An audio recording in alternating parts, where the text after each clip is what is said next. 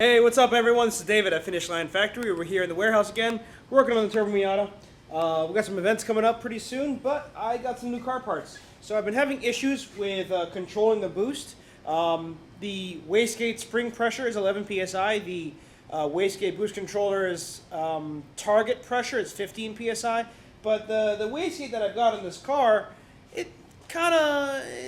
it's kind of cheap. They're probably thinking, why did you spend all this money on this engine and get a cheap wastegate, you know? And well, back in September, if you've been watching the channel since then, if not, you can go back. Back in September, I bought like a whole bunch of car parts, cylinder heads, this built engine, a whole bunch of stuff, a turbo, for like $3,000. So like $11,000 worth of stuff if you bought it all new. And one of those things was that wastegate. And I figured, hey, you know what? I've got it. Might as well use it. If it sucks, I'll buy another one, you know? And it sucks, so I bought another one.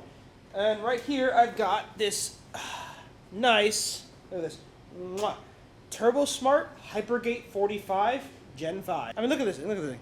You like that? You like that? Look at this, Turbo Smart. So, I actually already have a Turbo Smart Raceport blow-off valve, so now I get to have the whole Turbo Smart family. You know, things like your blow-off valve, you can kind of cheap out on. You know, not that the Turbo Smart's Raceport is cheap or anything, but your wastegate is very, very important for maintaining your boost pressure. So now that I have the iDash installed, the Banks iDash, it actually logs min and max values recorded for that session. And so one time I hit boost cut. Now, if you don't know what boost cut is, it's a feature in the ECU that if the boost pressure exceeds a certain value that you define, you can have the ECU just cut everything. You know, no fuel, no ignition, just stop, like a rev limiter, right? This is very, very useful for when you've got a problem. So for whatever reason, I floored it, and the car went, I think, if it's wastegate only, it should hit 11 psi. If the boost controller is on, it should hit 15 psi. This thing boosted to 18.8 psi. Not necessarily enough to blow the engine, but I think my boost cut set to like 17 or 18 psi, so it shouldn't be doing that. The wastegate should be opening on time and allowing the exhaust to bypass the turbo to maintain turbo speed. So we're going to get rid of that cheap wastegate. We're going to put on this Turbo Smart wastegate, and let's get started. So first, let's start with a little unboxing, because it's actually kind of cool. All right, so we're here on the shipping table.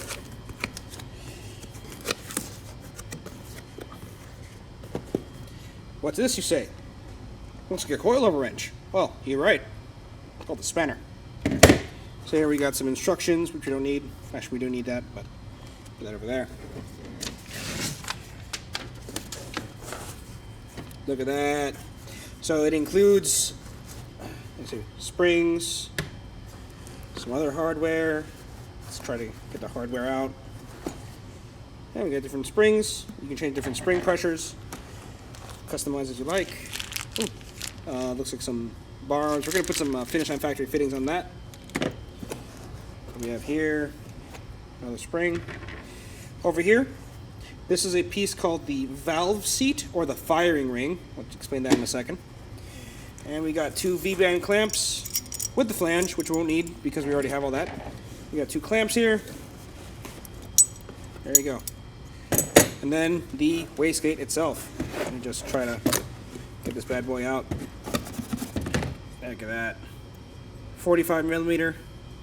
There we go. There's your water port right there, the one that's capped off. Get the top port of the wastegate. Of course, I got it in all black. And if you look here, this ring here looks like a coilover locking ring, doesn't it? And you just put that right there, and you can remove the cap, which is much easier because the other one, tile, they use like 6 bolts or whatever that go in a circle. And the problem with that is that it's very, very difficult to get. You got to push down on it, line up the bolt holes, and then pray that as you're putting it together, you don't accidentally strip the holes, which is very common. So this is, I think, is a much more secure setup. You can just put this in a vise, clamp it closed, and then screw it together. So very good. The valve seat, as I explained before, you put it right there. Done. Easy. And then this will seal, and then when the wastegate opens, it pushes on it. I can't really push on it with my finger, but you get the idea. All right, so step one is to remove the old wastegate. So I'm going to put you guys up here on the tripod. Try and give me a second. Get you guys up on the tripod. Hey, all right. So, let me get you guys positioned. Zoom in right there. All right.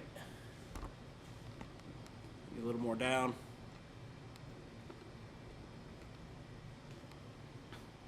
All right, you guys cozy? Yeah? Okay, let's get started.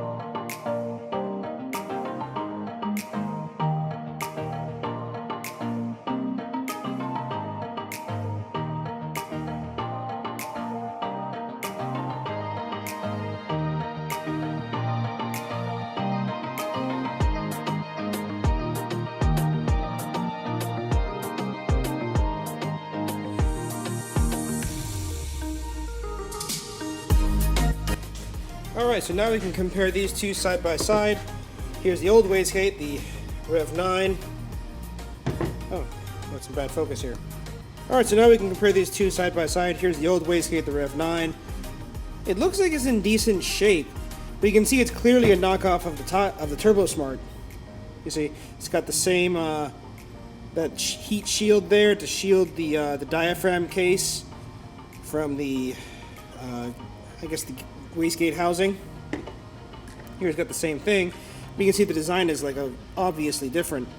I don't know if it's close enough that I'd call it a knockoff, but it's definitely, you know, took some inspiration from this design. You can also clearly see that this has water ports. The Rev 9 does not, and even the firing rings are similar. I wonder if you can even put the 45, the Rev 9 let me see right there. Oh, look at that. It fits, but it's not quite a precise fit. Whereas here, with the quality part, perfect fit, good and tight. Now if I did this, and this is what kind of irked me, why this was under a lot of pressure. You see how this sits flush when it's installed? This one doesn't. So you actually have to pre-load the spring in order to get this to seat. So, I don't know. This is garbage, and this is going on the car.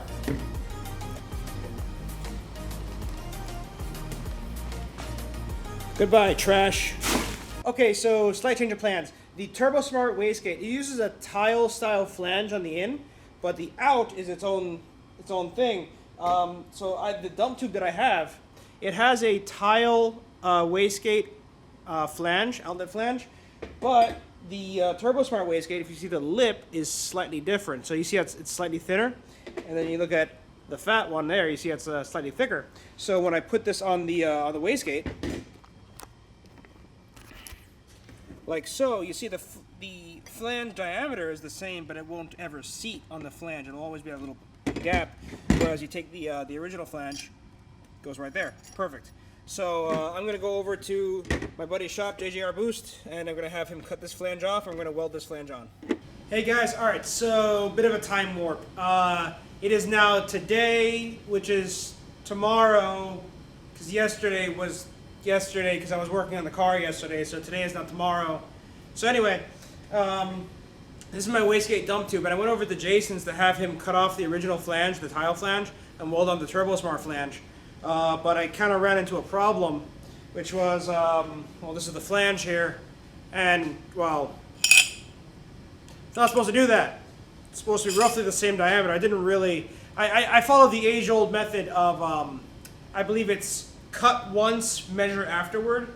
So yeah, so I wasn't able to get this welded up yesterday. But what I did do is I went over to my buddy, Marco over at Billet Design. I just asked, hey man, you got like any spare pipe lying around? And he had this, just happened to be just the right size, 1 3/4 inches. It'd be ideal if it were a tiny bit smaller, that way it could fit into this, this little lip here in the flange to ensure alignment, but it's good enough, it'll get the job done. So what I'm going to do now, I'm going to put the wastegate on the car, so that we can appropriately align everything up. So first thing to do is put the wastegate on the car, and then I'm gonna cut and shape the new dump tube, because this is just like some piece of spare pipe. But I'm gonna use the original dump tube as like a template, so kind of like that or so, more or less. So I'm gonna cut and shape it so that I can take it to the welder tomorrow and have him weld the flange onto the wastegate. I mean weld the flange onto the wastegate dump tube. You don't weld the flange onto the wastegate, because then you'll never get it off.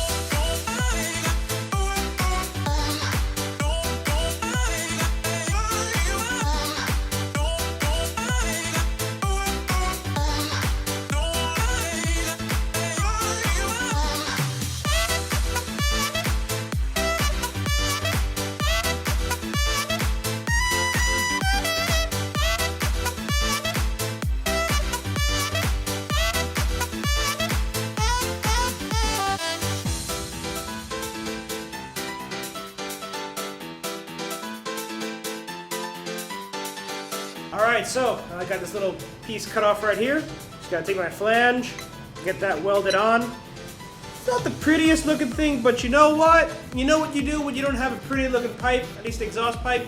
You cover it in heat wrap. And then you don't have to worry about it. It's covered in heat wrap, you know? And then people are gonna go, wow, it's covered in heat wrap. It must be really hardcore. But little do they know, that you were just trying to cover up your ugly pipe. And you know what? If you've got an ugly pipe, make sure you keep it covered. Alright, so it's Tuesday now, and I finally, now after several days, finally got this tube welded up. I've been busy, okay? I got orders, I got emails, I got customers, got all kinds of stuff going on. But, got this done, let's go put it on the car.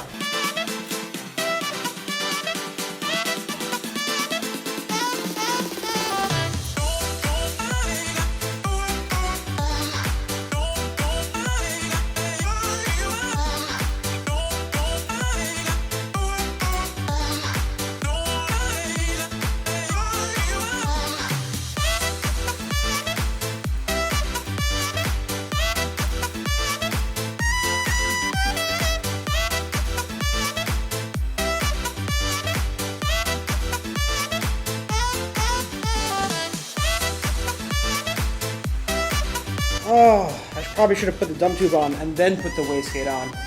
Man, what a pain in the ass. Like, because you have like, you've got to hold the clamp, you've got to hold the tube, and you got to hold everything in place while trying to put the nut on, and you have like 3 inches of space to work with. Like, it's just stupid. But now I finally have it on, and I can take the car for a drive. Hey everyone. Alright, so I did take the car for a little test drive. I just ran it around town. The boost control is so much better. Like, it doesn't overboost anymore. It maintains target boost. It's awesome, you know. I did go around, make sure everything was tight. There was no boost leaks. However, I ran into a new problem. At 10 psi, everything is fine. At 15 psi, where I would like to run, should make about 300 horsepower or so, the clutch slips. It's always something, isn't it? It's never easy. It's never like, you know, everything's working right off the bat. So I should have just upgraded the clutch while I had the engine out. It would have been easy. I figured I would have been fine because, like, I don't know, the clutch that was in it was fairly new. It had a lot of meat on it, so I just threw it back in there, put the Fidanza flywheel on, and yeah, I kind of shafted myself there. So that's okay because I already have brand new ACT clutch. Let me show you this to you guys. So this is going to go on another episode, but yeah, we got a ACT release bearing, a ligament tool, and a clutch disc. So this is the XT series. This is the Extreme series. This is rated to handle 405 foot-pounds of torque, which should be more than enough for my Miata. So yeah, we're putting on a new clutch. I also got a brand new flywheel, but I found out that these flywheels actually have replaceable friction plates. So let me just get this open for you. So this flywheel here has a replaceable friction plate. So this is the flywheel and it's aluminum, and the friction plate is steel. And you see here it's got these screws on it. So I can actually just buy the friction plate instead of replacing the entire flywheel. So the whole flywheel is like $400, but the friction plate by itself is about $80. So honestly, I'd rather just replace this portion, not the whole thing. What does kind of suck is that this is all like, I don't know, there's like 20 of these little screws here, so that's going to be annoying. But whatever, you know, it is what it is. You know, just gotta do it.